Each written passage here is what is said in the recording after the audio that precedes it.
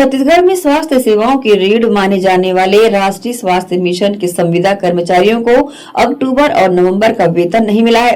16,000 से अधिक कर्मचारी, जिनमें बलौदाबाजार जिले के 516 कर्मचारी शामिल हैं, गंभीर आर्थिक संकट से गुजर रहे हैं।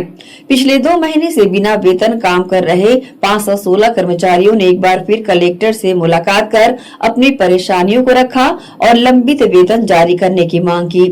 कर्मचारियों का आरोप है कि 33 दिनों तक चली उनकी हड़ताल का बदला उनसे लिया जा रहा है। विभाग ने अक्टूबर और नवंबर का वेतन रोक दिया है, जबकि उनकी मांगों पर अब तक कोई ठोस फैसला नहीं हुआ है। कर्मचारियों का कहना है कि हालात इतने खराब हो चुके हैं कि परिवार चलाना मुश्किल हो पड़ा है। बच्चों की फीस, घर का किराया, बैंक EMI और रोजमर्रा के खर्च तक पूरे नहीं हो पा रहे हैं।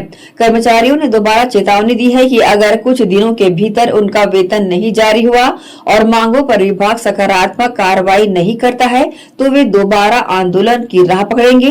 उन्होंने आगे कहा कि उन्हें आंदोलन नहीं चाहिए, लेकिन मजबूरी में सड़क पर उतरना होगा। करने हैं हम लोग संविदा स्वास्थ्य कर्मचारी हैं और अभी पिछले 2 महीने से हम लोग की सैलरी नहीं मिली है। हम लोगों ने अभी हमारी जो बहुत मांग थी जिनको लेकर, खासकर जो हमारी जो संविदा का जो है उसको नियमितीकरण करने के संबंध में हमने 33 दिन तक हड़ताल की और उनके बाद से अभी तक हमारी सैलरी नहीं मिली है, जिसको लेकर हम लोग ये ज्ञापन दे रहे हैं आज।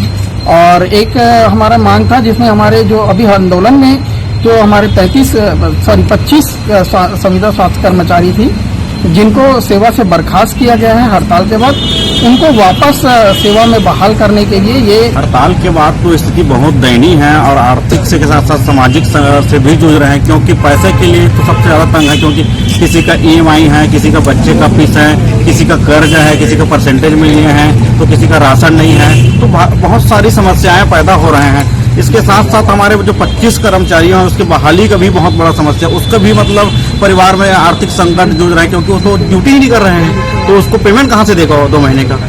तो सरकार को मतलब एक चीज समझना चाहिए कि हम जो 33 दिन तक हड़ताल किए, वो हड़ताल मतलब आप उस हड़ताल को आप आश्वासन के करके बंद कराए थे उस हड़ताल को, तो आप तो वेतन देने के लायक भी नहीं रखे हो हमको। ऐसा समस्या ला के खड़ा कर दिया हो कि आज हमको वेतन भी नहीं दे रहे हो। 2 महीने 3 महीने हो गए, हड़ताल कभी नहीं दिया, 33 दिन का प्लस 2 महीने काम किया उसका भी पैसा नहीं दे पा रहे हो।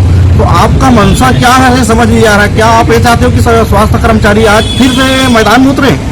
क्या लग रहा है ये सजा के रूप में ऐसा किया जा रहा है? तो हमको तो अब लग रहा है कि अगर 15-10 दिन के अंदर अगर हम लोगों का मतलब वेतन नहीं आता है 2 महीने का और कर्मचारियों को बहाली नहीं होता है तो मैदान में उतरना ही पड़ेगा बूढ़ा तालाब के।